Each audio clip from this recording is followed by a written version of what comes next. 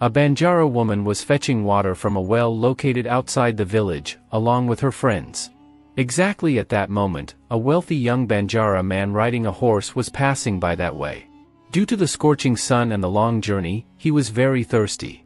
As soon as his eyes fell on the women fetching water near the well, he pulled the reins of his horse and stopped.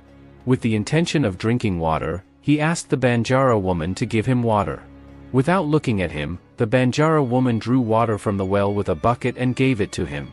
While giving the water, she kept her head lowered in shyness and humility. The Banjara man who came to drink water was observing her behavior. First, the Banjara woman was very beautiful in appearance and complexion.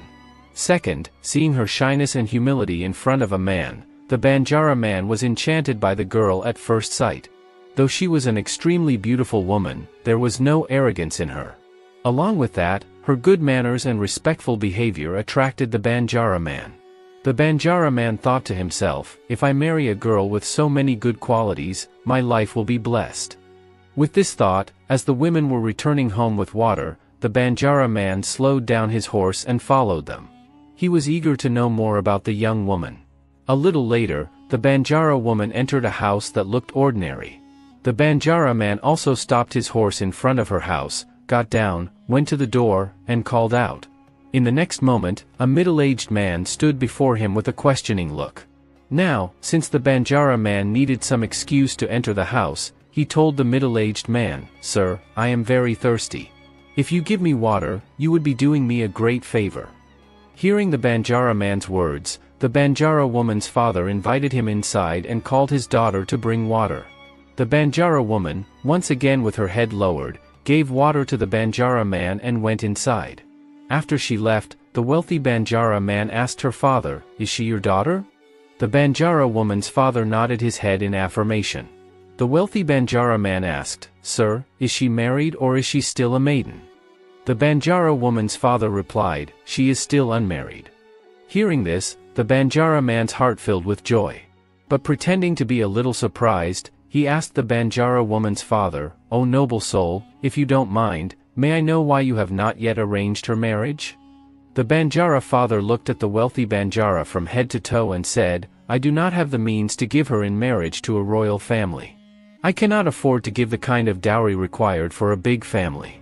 My daughter possesses many good qualities. She is not just a girl with good character, she is also very intelligent and well educated. I do not like the idea of my daughter, who has such talent in music, going to a poor family and living in poverty." Hearing his words, the wealthy Banjara said, "If you have no objection, I sincerely request you to kindly give your daughter to me in marriage." Hearing the wealthy Banjara's words, the Banjara father replied, "No, my boy. Looking at your attire and the horse standing outside, it is clear that you belong to a high-status family. As I just told you, I cannot give a dowry suitable for such a high family. And the second reason is, I know nothing about you. We have only met a short while ago." Hearing the Banjara father's words, the rich Banjara said, "Sir, when I am requesting you so respectfully, there is no question of dowry at all. As for knowing about me, our village is such and such. You can come to our village anytime and find out everything you want to know about me." Hearing the rich Banjara's words, the Banjara father fell into deep thought. After thinking for a while, he told the Banjara, "O traveler, I need some time. Only after discussing this matter with my relatives can I take the right decision and give you an answer." "Do as you think is right," said the wealthy Banjara, and bid farewell to the Banjara father. After he left, the Banjara told his wife everything that had happened and said, "The young man who came belongs to a high family and is asking for our daughter's hand with open arms." Hearing these words, his wife said, "If that's the case, tell the boy yes. Our daughter's life will change for the better." Hearing his wife's words, the Banjara said, "It's not that simple, my dear. The boy is from a high family. If anything goes wrong in the future, we will have to hang our heads in shame. I will take this decision only after discussing it with our relatives." It was evening. The Banjara father's relatives and all his brothers gathered together. Then the Banjara father told them the matter. "Like this, a young man came and asked for our daughter's hand with open arms. Her brothers, relatives, and elders said, 'If he is asking for her hand in marriage, you should say yes. We do not think he will cause any harm to our daughter. with everyone's approval, the Banjara gave his daughter in marriage to the wealthy Banjara. After the wedding, the Banjara set off with his newlywed bride. While they were traveling, evening fell. In those days, traveling from one place to another used to take many days. Therefore, the Banjara and his wife found a suitable place in the forest and set up camp. In the same forest, a village youth boy was grazing his sheep. There was a pond nearby. Before taking the sheep home, the shepherd brought them to the pond to drink water. Along with the sheep, he too bent down and started drinking water. A short distance away, the Banjara and his newlywed wife, who were sitting outside their camp, were watching all this. Seeing the shepherd drinking water along with the sheep, the Banjara said to his wife, "Look at that shepherd. He doesn't know anything. He will spend his entire life just grazing sheep." To this, the Banjara's wife replied, "No, my lord. If he is put on the right path, he can reach great heights."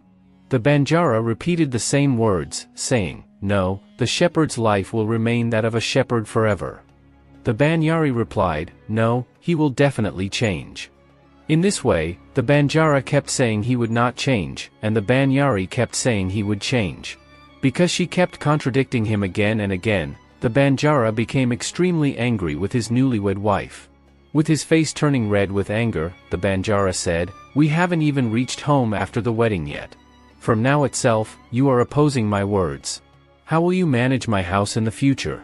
I am divorcing you. Go wherever you want to go, but do not come to our house. If I ever see you in our house, remember this, along with my sword, I will also cut off your head." Finally, the Banjara revealed his true nature, abandoned his newlywed Banjari right there, got on his horse, and rode away. It felt as if a huge mountain had fallen on the poor Banjari. All this happened very quickly. Not understanding what had happened to her, she was left in utter confusion. The Banjari sat there weeping bitterly. Hearing her painful cries, the shepherd came to her in surprise and asked why she was crying. The Banjari was thinking in her mind that she could no longer return to her father's house. Even if she went back, how could she explain the situation to her family and the villagers? The innocent shepherd, still confused, asked her once again why she was crying. In reality, while he was busy drinking water along with his sheep, he had no idea that at a short distance away, a Banjari woman was talking about him with her husband. Therefore, seeing a woman dressed in wedding clothes crying alone in the desolate forest, his astonishment knew no bounds. When the innocent shepherd asked the weeping Banjari for the third time the reason for her tears, the Banjari thought of teaching a lesson to her wicked husband and devised a plan. But the plan she was making was not an easy one. Finally, with tears flowing from her eyes, she broke her silence and told the innocent shepherd, "Today itself I got married to a deceitful, arrogant man. Because of his arrogance, he has left me alone here in the forest and gone away." Most of what the Banjari said was not understood by the innocent shepherd, nor did he try to find out more about it. He told the Banjari woman, "If you have no other shelter, you may come with me to our house. From today onwards, you are my sister and I am your brother." Hearing this, the Banjari felt some relief. She agreed to go with the shepherd to his house. The poor woman, overwhelmed with sorrow, had no other way. As the shepherd started driving his sheep towards home, the Banjari followed him. The shepherd had no one in this world except an old mother. When the Banjari, dressed in her wedding attire, reached the shepherd's house along with him, his mother was shocked. Seeing an unknown woman in wedding clothes coming with her son, her eyes widened in surprise. Before she could say anything, the shepherd told his mother the entire incident that happened in the forest and said, "Mother, from today onwards, she will also stay with us." The old woman could not digest her innocent son's words. She began thinking about who her son had brought home and what kind of character the girl had. While the old woman was thinking, the Banjari woman told her, "Mother, I understand. You may feel that it is not right to give shelter to such an unknown person in your house. But trust me. Whatever happens, it will happen for the best." Even though she was unwilling, the old woman, upon hearing the request of her son and the young woman, allowed her to stay in their house. The Banjari was educated and very intelligent. She accepted the old woman who had given her shelter as her mother, and the innocent shepherd as her brother. At first, she started teaching the shepherd how to speak properly and how to understand worldly matters, imparting knowledge and wisdom. The Banjari realized that her brother, the shepherd, had completely transformed. His behavior, manners, and understanding were no longer like before. Then she told the shepherd, "Sell all your sheep." After 1 year, the old mother had complete trust in her, and the shepherd also followed every word of hers from the beginning. Therefore, he accepted the Banjari's words without any question. With the money he earned by selling the sheep, the Banjari had a house built and bought a good quality horse. She told her brother, "From now on, you should start riding the horse." The shepherd did so. Within 2 or 3 months, he gained mastery in horse riding. Then the Banjari told her brother, "From now on, you should start going to the king's court or royal assembly. Whatever is discussed there, or whatever problem the king has, note it down or remember it well, then come back and tell me." The shepherd did exactly that. Now he started going to the king's court every day and, upon returning, would tell his sister, the Banjari, every single thing that had happened there immediately. One day, the king announced that there would be a horse race the next day, that everyone should prepare their horses, and that the winner would be given a suitable prize. The shepherd returned home and told his sister everything that had happened. Hearing this, a look of relief appeared on the Banjari's face. After thinking for a while, she told her brother, "This is a very good thing. You too should prepare your horse." The next day, before her brother set off, she packed food and water in the horse's saddle and told her brother, "Brother, if you feel hungry or thirsty, I have tied food and water to the saddle. And one more important thing, your horse is of very superior quality, so undoubtedly you will go ahead of everyone. But listen carefully to what I say. Don't focus on winning this race. Also, do not let your horse go ahead of the king's horse. Stay right behind him and observe everything that happens there, then come back and tell me," she said.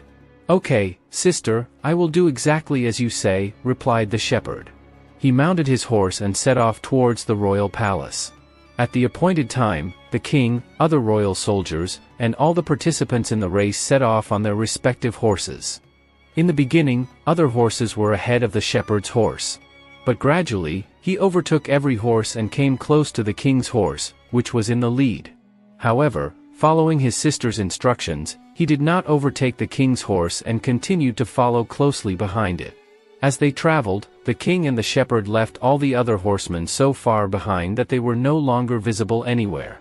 The king, lost in his arrogance, did not even notice in which direction or how far he had come. After several hours of this intense race, the exhausted king stopped his horse in the shade of a tree. The shepherd, who was following behind, also pulled the reins of his horse and stopped.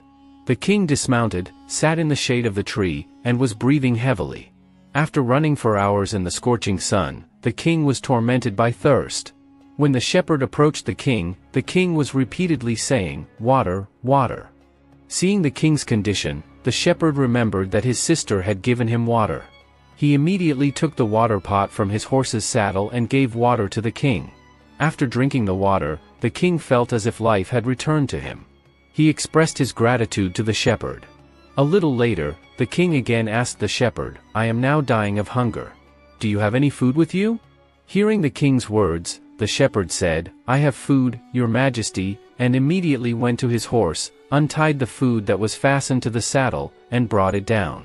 The king, who was eagerly waiting for food, quickly ate the meal. After eating, the king recovered and looked intently at the shepherd, saying, "Today you saved my life. I am indebted to you. If you had not been here, I don't know what would have happened to me today." The king then said, "But I have never seen you before." Then the shepherd told him his name and the name of his village and said, "My lord, I have been coming to your court for many days. Perhaps you did not notice." Hearing the shepherd's words, the king looked at him with gratitude and said, "Forget about that. The important thing is that today you saved my life. From today onwards, I appoint you as the commander of my army," said the king. Hearing the king's words, the shepherd was overjoyed. By then, some of the soldiers and horsemen who had fallen behind had also reached the spot. The king asked them, if someone saves another person's life, what reward should be given to him? Now, the soldiers and others had no idea who had saved whose life. Therefore, they were confused. Then the king explained the entire matter to them and, pointing to the shepherd, said, "Your king, that is, myself, is alive today only because of him. Therefore, from today onwards, I have appointed him as the commander of the army." Upon hearing the king's words, the faces of the soldiers and other royal horsemen present there showed wrinkles of displeasure. They thought to themselves, will this young boy become our commander? This is very unfair. But no one dared to speak in front of the king. The king, along with his soldiers, returned to the palace. The shepherd went home and told his sister, the Banjari, the entire story. Hearing this, a look of relief appeared on the Banjari's face. After thinking for a while, she told her brother, "Brother, keep the saddle on this horse. Feed it and tie it in front of the house." On the other side, after reaching the palace, the king repeated the same matter to his queen and asked, what reward should be given to that stranger who saved a life? In reality, even after appointing the shepherd as the army commander, the king was not fully satisfied. He considered what the young man had done as a great favor. Hearing the king's words, the queen asked, "Who is that stranger? Whose life did he save? Why are you speaking so vaguely in front of me? Tell me exactly what happened." Then the king explained the entire incident that happened in the forest to the queen. After listening to the king, the queen said, "My lord, if that is the case, you should give our daughter in marriage to that young man. She is already ready for marriage, so instead of arranging her marriage elsewhere, why not give her to this young man? According to what you have said, the young man appears to be virtuous and intelligent." The king fully agreed with the queen, because he was thinking the same thing deep inside. He had only hesitated to say it to the queen. The king immediately ordered his soldiers to search the entire city for that young man and inform him that the king had summoned him. As soon as they received the order, the soldiers set out to search for him. However, the king had not mentioned the young man's village or his name. While the soldiers were passing by the shepherd's house, they saw the same horse tied with its saddle in the courtyard. Immediately, they dismounted their horses and went inside the house. There, the Banjari was sitting in the courtyard. Seeing her, the soldiers asked her about the person who had been riding the horse. The Banjari, thinking carefully, replied, "The person who was riding it has not returned yet. Only the horse has come back." In reality, the Banjari was secretly worried that the royal soldiers, who were angry because the shepherd had been appointed as army commander, might harm him. Disappointed that the rider of the horse was nowhere to be seen, the soldiers returned to the palace and told the king, "Your Majesty, we found the horse in such and such village, but the family members said that the person who was riding it has not returned yet, only the horse has come back." The king thought to himself that there might be some conspiracy in the soldiers' minds. Therefore, they might be lying about him. Finally, the king himself, along with some of his soldiers, went to the shepherd's house. Upon reaching the shepherd's house, they asked the Banjari sitting in the courtyard about the person with the horse. This time also, the Banjari gave the same answer. Then the king said, "Remove the doubt in your mind. I am the king myself." At that, the Banjari said, "Forgive me, O king. He is sleeping inside. I will wake him up right now." In this way, the king, along with the shepherd, returned to the palace and officially declared him as the commander of the army. After declaring him as the army commander, the king told the shepherd, "If you agree, I would like to give my daughter to you in marriage." Hearing the king's words, the shepherd said, "Forgive me, your majesty, but I can take a decision on this only after consulting with my family." Hearing the shepherd's words, the king was surprised, because he was offering his own daughter in marriage to this person, yet he was not accepting the proposal directly and was saying he needed to discuss it with his family. The king said, "All right, as you wish." The shepherd came home and told the Banjari about the king's marriage proposal. Hearing this news from her brother, the Banjari was extremely happy. Everything was happening exactly as she had imagined. She told her brother to accept the king's marriage proposal. After the shepherd accepted the proposal, the king, at the appointed time, gave his daughter in marriage to the shepherd. The king's daughter was happy to marry him because of his handsomeness and pure heart. The king gave his daughter immense wealth. Instead, he gave half of his kingdom to the shepherd. The shepherd was no longer a shepherd, he had now become a king. Overwhelmed with intense emotion, he went to his sister, the Banjari, and said, "Sister, you turned an ordinary shepherd into a king. Even after doing so much, you have never asked for anything until now. Sister, today I want you to ask me for whatever you desire. Whatever you wish for, you shall have it." Hearing her brother's words, a look of relief appeared on the Banjari's face. After thinking for a while, she told her brother, "Brother, now that you have become king, appoint a special person to collect taxes from those entering the kingdom. And whenever a Banjara by the name of so-and-so comes there, arrest him and put him in prison."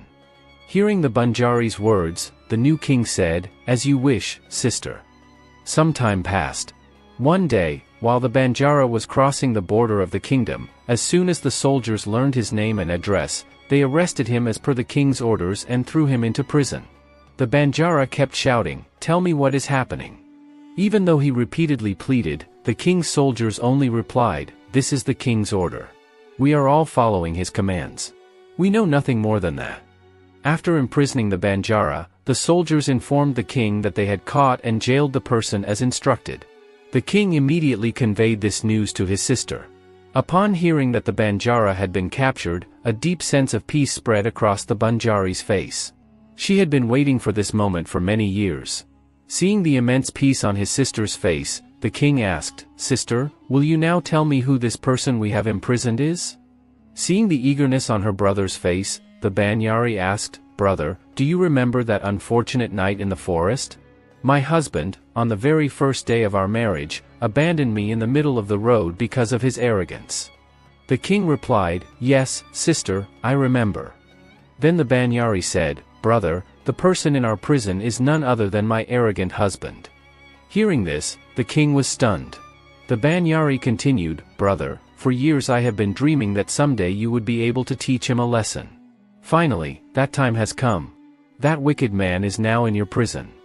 The king was surprised by the Banjari's words, but he asked no further questions.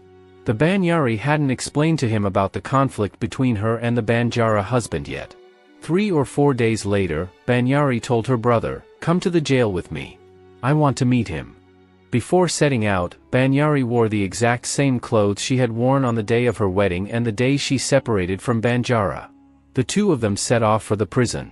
Meanwhile, Banjara, who had been in prison for 4 days, was deeply depressed.